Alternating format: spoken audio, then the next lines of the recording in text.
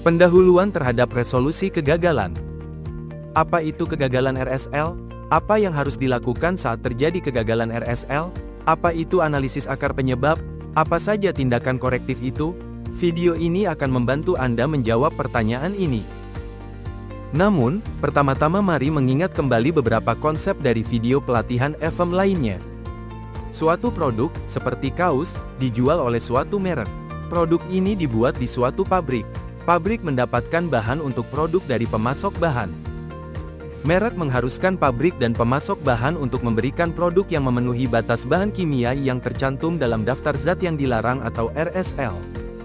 Untuk memastikan batas bahan kimia terpenuhi, bahan dan produk diuji di laboratorium. Laboratorium menguji bahan, lalu menerbitkan laporan pengujian. Apabila bahan dan produk memenuhi batas, hasil laporan pengujian adalah lulus. Namun, jika jumlah suatu zat ditemukan melebihi batas RSL, hal itu akan dianggap sebagai kegagalan RSL.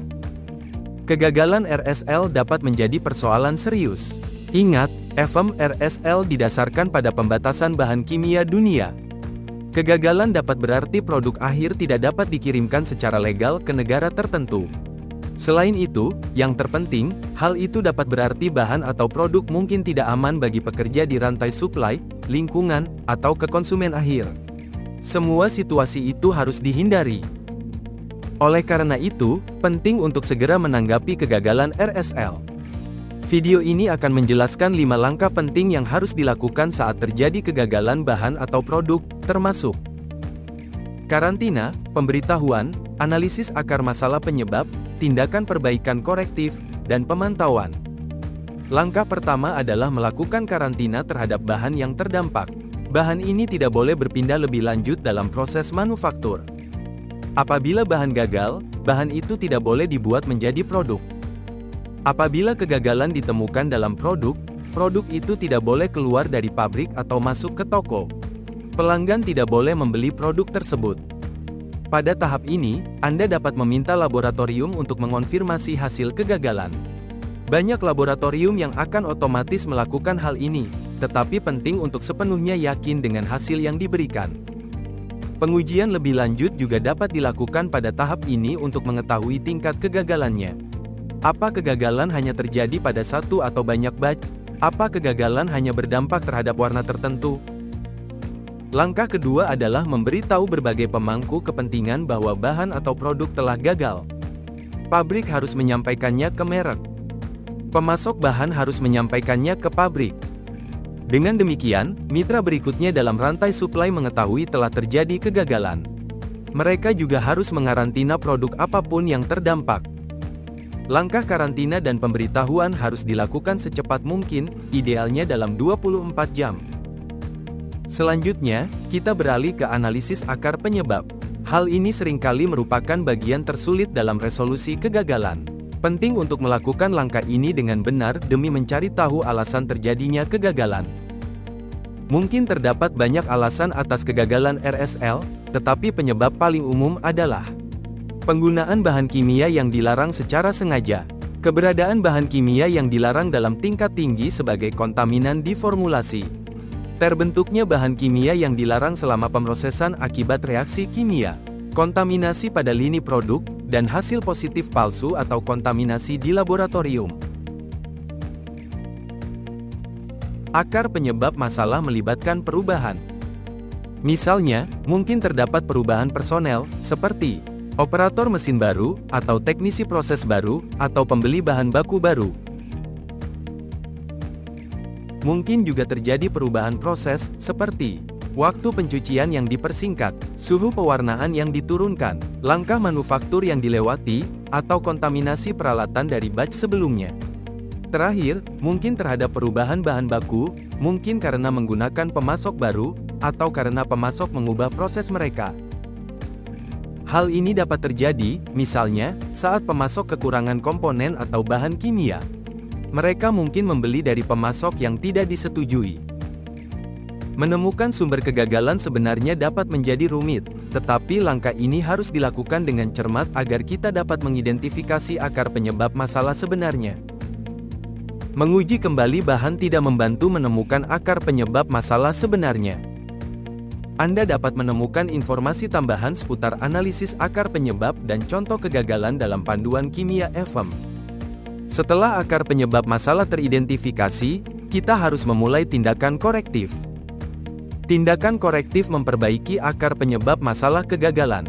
Jadi, jika akar penyebab masalahnya adalah personel, tindakan korektifnya adalah melatih personel baru atau membuat manual yang mudah dibaca.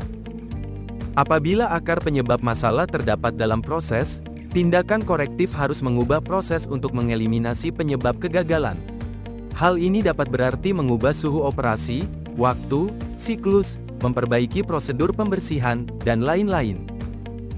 Apabila akar penyebab masalahnya adalah bahan baku, penting untuk berkomunikasi dengan pemasok bahan baku. Semua mitra dalam rantai suplai harus memahami bahwa perubahan apapun dalam proses dapat memengaruhi produk akhir. Dalam beberapa kasus, Anda dapat memastikan pemasok bahan baku hulu juga memenuhi persyaratan RSL.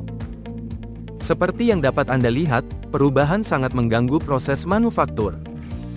Oleh karena itu, penting bahwa setiap perubahan yang dilakukan diamati dan dikendalikan dengan cermat agar tidak ada hasil yang tidak diharapkan terhadap produk akhir. Seusai tindakan korektif, penting untuk mengirimkan kembali bahan yang diperbaiki ke laboratorium untuk diuji. Bahan harus lolos tes RSL sebelum dapat digunakan dalam produksi. Beberapa merek mewajibkan bahan diuji ulang untuk semua bahan kimia. Merek lainnya hanya mewajibkan pengujian ulang bahan kimia yang gagal. Oleh karena itu, berkonsultasilah dengan merek mengenai hal yang perlu diuji agar mereka dapat menerima bahan yang diperbaiki. Setelah muncul hasil lulus, kita dapat menganggap tindakan korektif selesai. Langkah terakhir resolusi kegagalan yang baik adalah pemantauan. Pemantauan berarti memeriksa personel, proses, dan bahan baku untuk memastikan kegagalan tidak terulang. Pemeriksaan ini dapat dilakukan dengan melakukan pengujian RSL lebih lanjut sebulan setelah tindakan korektif, atau menguji masing-masing dari beberapa batch produksi selanjutnya. Anda dapat memeriksa bahan baku yang masuk untuk memastikan tidak ada kegagalan RSL. Anda dapat memastikan pelatihan ulang dilakukan, sehingga personel dapat memiliki pengetahuan kerja yang benar. Inilah akhir dari proses kegagalan resmi. Namun, terdapat beberapa hal penting lain yang perlu diingat. Pertama, seiring berubahnya perundang-undangan dunia, RSL juga berubah. EFM RSL diperbarui setiap tahun, jadi penting untuk memahami bagaimana perubahan tersebut berdampak terhadap produk Anda. Kedua, bagikan pelajaran yang dipetik dari resolusi kegagalan Anda di dalam perusahaan. Hal ini dapat membantu perusahaan Anda menghindari kegagalan serupa pada waktu mendatang. Terakhir, komunikasi sangat penting, baik dengan pemasok maupun pelanggan Anda.